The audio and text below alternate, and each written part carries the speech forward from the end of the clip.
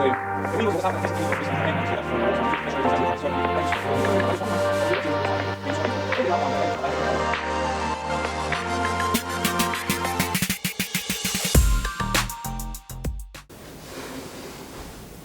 my friends, I hope you're doing well. In this case I want to give you some of the tips of the things that I normally do when I'm painting. The techniques that I use that have been helping me for a long time, and that it gives that consistency that I like when I'm doing some painting at the house. If you notice, this is a little exaggeration because the master bedroom is fairly tall. I mean, if you notice, I'm like about 6 feet tall, and it's about, I will say, 12 feet high.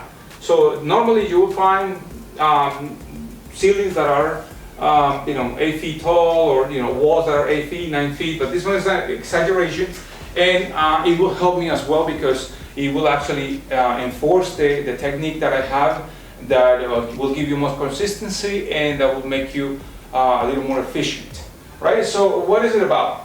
We want to go ahead and do the cuts around the edges, around the trim, casing, base molding, and all those things by using a good brush, and also a small roller, like a 4-inch roller, so you can actually take all those brush marks if you have some brush marks, right? And then after that, you want to go ahead and start working on the walls. Now, the technique that I use is one that will allow me to control the amount of paint that I put on the wall, and to give that consistency throughout the entire wall. Sometimes what happens is that when you're painting, you may paint a little spot, but maybe on the upper area on the side, you may add a little more paint, and you will see that difference when it's drying, right? You will see that it's missing more paint on one side or the other. So this will help you to avoid all those situations. So what we're going to do is we're going to place our tray to paint right in front of the wall. We don't want to be twisting too much because it's going to take away from our efficiency, the way we're going to work, and it's going to allow us to kind of move with our roller really well. Use about a 1/2 inch snap.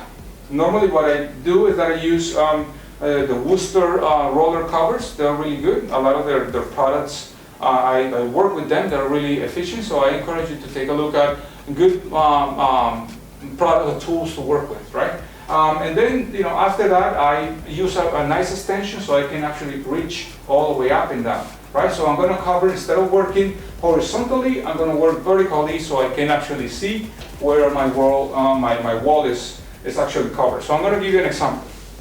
First, what you want to do is that you want to go ahead and put some paint on the wall, right, throughout the wall. You don't need to worry about, where it's going to go. Some people make some sort of diagonal patterns or something like that. As long as you have the paint, good amount of paint on the wall, you can actually spread the paint pretty well. So I'm going to give you an example. We want to go ahead and grab some paint on our roller here, and carefully, without putting too much pressure, we're going to apply the paint on our surface, right? So I'm going to go ahead and do this a couple of times, because obviously I have a huge wall, and we want to make sure that I'm not putting too much pressure, because if I put a lot of pressure, the paint is just going to fall on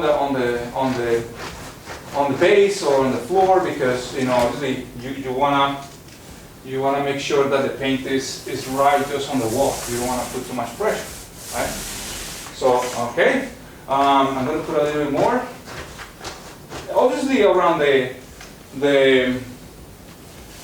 windows and all that stuff, on top of the casing, you don't need to do this, by hand. You can actually spread that. But when you have walls where you need to make sure that everything is nice and uniform, this is where the technique that I use is very convenient. I'm going to go ahead and apply this one more time over here, that I see a little spot over here that may use some more paint.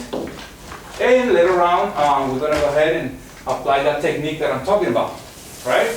So okay guys, we have a lot of paint on the wall, and you say, well, it's going to dry. If you don't have a fan or a lot of air moving, it's not going to dry, so you don't need to worry. Obviously, if you have a lot of air flowing, you need to consider working with a different technique, but normally you won't have that. So now, our job is going to go ahead and spread this paint throughout the wall. Now, you notice the amount of space that I'm able to cover by using this extension, which is not like the longest extension, but it's really efficient, right? So you notice I'm painting all the surface paint around the outlets and switches before you do this as well. So you only have to fill the areas with your bigger roller and it will be way easier for you. So now I went ahead and spread that paint, and we want to make sure that now it's even. So if you notice, I can actually move around really freely and make sure that whenever I'm painting, I'm able to control the amount of pressure that I'm putting on the surface. And at this point, in the beginning, you may use a little more pressure.